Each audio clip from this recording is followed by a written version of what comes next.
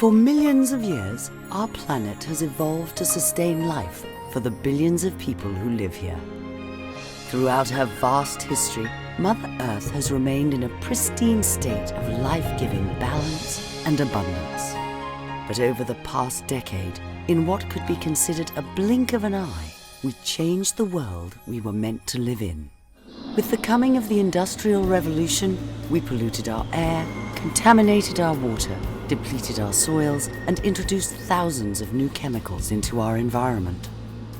These chemicals and pollutants have resulted in a more toxic environment than at any other time in the history of the world.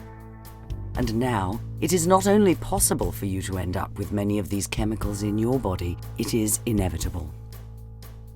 We inhale pollutants into our lungs from the fossil fuels we burn and consume herbicides and pesticides from the food we eat and water we drink.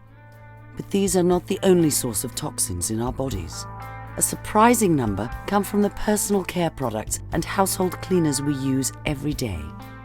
If you wash your face, brush your teeth, shampoo your hair, use deodorant, or rub lotion into your skin, you almost certainly have potentially harmful chemicals in your body at this moment. It doesn't stop there. If you clean your clothes with detergent, live in a home with stain-free carpet, or drink bottled water, chances are you have potentially harmful chemicals in your body that can wreak havoc to your health. Most people realize that we now live in a world that's far different than only a few decades ago. We live with air pollution and water contamination, for example, and most people know about these issues because we hear about them every day in the newspapers and on television. But when it comes to personal care products like hair shampoo, color cosmetics, mouthwash, toothpaste, it seems that fewer people are well informed about the potentially harmful ingredients and the potential harm they can do long term. The problem essentially is that we are living with over 80,000 man-made chemicals in our environment. Chemicals that are used in everything from food and packaging to personal care products to prescription drugs to solvents and cleaners and detergents of every kind. But not only do we have those 80,000 chemicals to contend with, we invent about 2,000 new ones every year. Even more shocking than that, we import or produce an estimated 7.1 trillion pounds of those chemicals into the United States annually.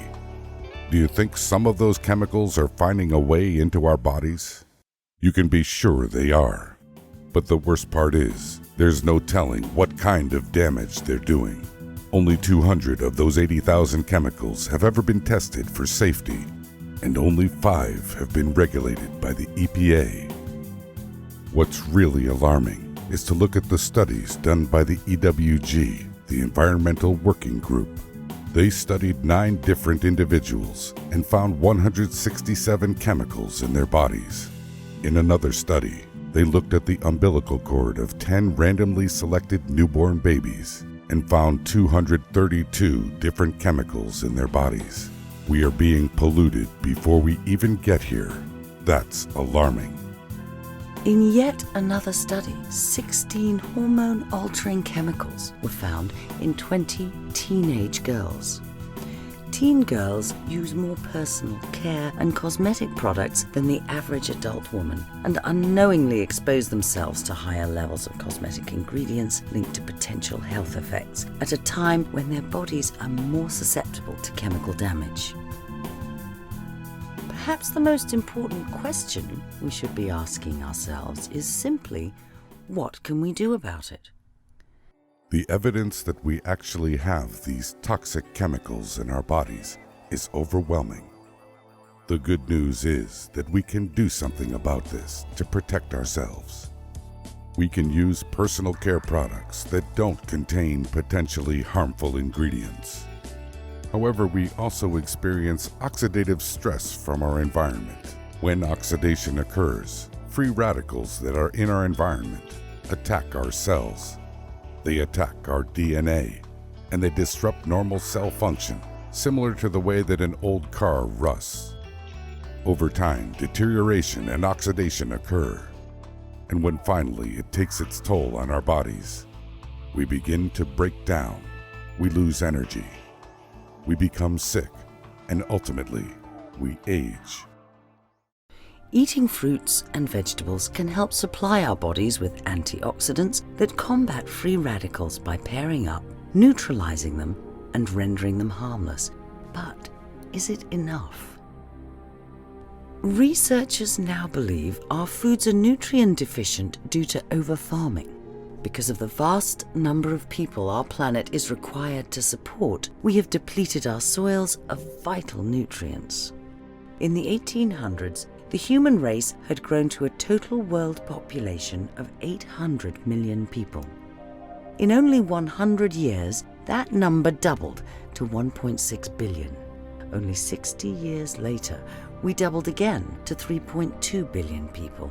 And then, in an even shorter amount of time, only 40 years, we doubled again to 6.5 billion living here on planet Earth.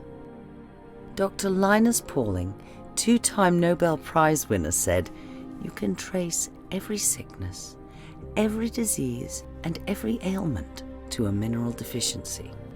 In the 1900s, 1 in every 80 people died of cancer. Today, 1 in every 2.5 people will be diagnosed with cancer in their lifetime. By 2050, it is estimated that every person born on Earth will get some form of cancer. Consider the $400 billion pharmaceutical industry, which for decades has been the most profitable industry in America. It makes a lot more money when we're sick than when we are healthy. The average person over 65 takes between 10 and 20 prescription pills every day. What is the alternative? As healthcare costs continue to skyrocket, more and more people are turning to natural products to maintain and promote their health. While our advances in modern science have introduced a plethora of harmful chemicals into our everyday lives, that same science has provided us with the means not only to pinpoint the problem, but to provide a solution. There is hope.